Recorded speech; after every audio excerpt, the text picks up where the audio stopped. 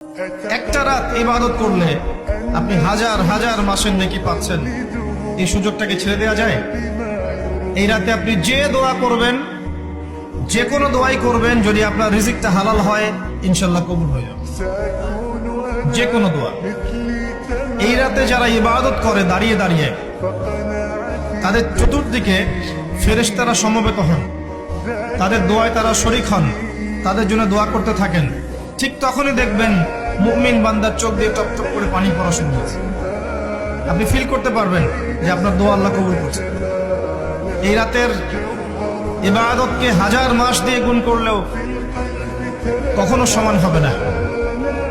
একটা রাত ইবাদত করলে আপনি হাজার হাজার মাসের নেকি পাচ্ছেন।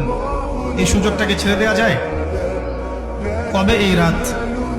স্পেসিফিকলি বলা যাবে না 27 তারিখেই, স্পেসিফিকলি বলা যাবে না যে 21-এর রাতেই, 23-এর রাতেই বা 25-এর রাতেই। নির্দিষ্ট করে বলার কোনো সুযোগ নাই।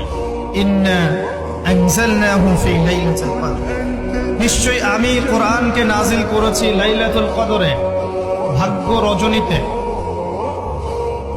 ওয়া মা আদরাকা মা লাইলাতুল কদর, হে নবী মুহাম্মদ সাল্লাল্লাহু আলাইহি ওয়াসাল্লাম, আপনি কি জানেন লাইলাতুল কদর কি জিনিস? লাইলাতুল কদরি খায়রুম মিন আলফি শাহর, লাইলাতুল কদর হচ্ছে হাজার মাসের চাইতে উত্তম।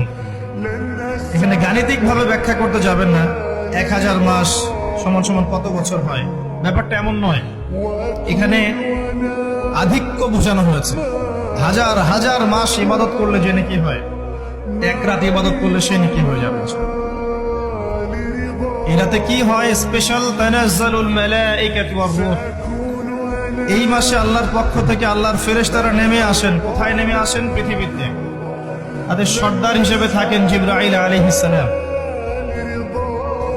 তানাজ্জালুল মালাইকাতু ওয়ার রূহু ফিহা বিইذن রাব্বিহিম, আল্লাহর রবের আদেশে তারা এই কাজটা করে। মিন কুল্লি আমর, প্রত্যেকটা বিষয়ের ফয়সালা হয় এই রাতে। আপনার আমার তাকদীর লেখা হয়েছে আসমান জমিন সৃষ্টির 50,000 বছর আগে। আপনার আমার তাকদীর লেখা হয়েছে আসমান জমিন সৃষ্টি